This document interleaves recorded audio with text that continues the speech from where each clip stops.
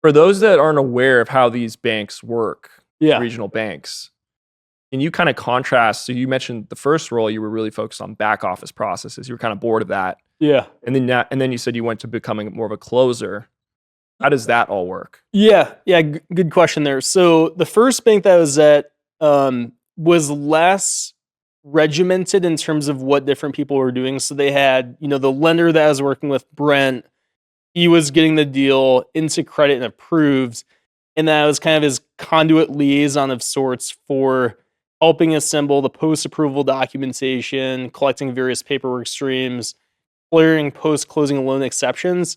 But they didn't really have the portfolio manager type role that some of these more established larger SBA banks like Byline, Live Oak, et cetera have.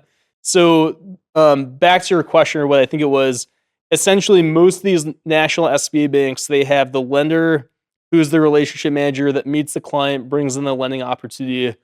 And basically, once the lender kind of does their initial pre-screen short version credit memo, it goes to the underwriter that works directly with the client, and they basically work on putting together the full-blown credit memo.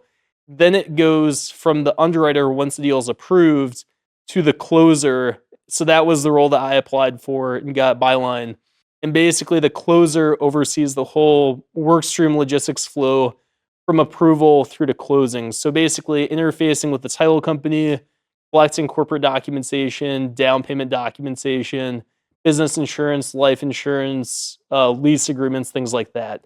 And then after the deal's closed, it then goes to the portfolio manager who works in the bank's servicing department and oversees the longer term client relationship. So, like, if you can't make your loan payment, if you're selling the building where your business is based, maybe your building's collateral on the loan, perhaps your house is collateral on the loan, and you're selling your house, so you need to swap the lien to a new house or something like that. So one department is really focused on bringing in new business, new deals, trying to get Yep. that through credit. Yeah, And so then, the lending department. Yeah. and then you were when you went to become a closer, you were kind of in the middle. You're helping to actually facilitate the close, and then passing it on to the portfolio manager. Was that kind of how it worked? Correct. Yeah, and it for anyone watching this interested in getting into SBA lending, the closing role is pretty great, even if you want to move to the front office at some point, because you get all this kind of connection and ability to work directly with the client, even in the non-sales role. So just getting that exposure, getting to work with the intermediaries. So like in this case, someone like myself, the loan consultant or loan broker, whatever you want to call me, Twitter shit poster, and or the M&A attorney, kind of different people involved in the deal. Fascinating. And so you went to Byline, you moved cities, you went up to Madison, and then from that point on, what was your experience there? What type of deals were you seeing? Yeah. So just to clarify one point there, so I was not living in Oconomowoc. I was when I was at my first bank, I was working in an office in Madison.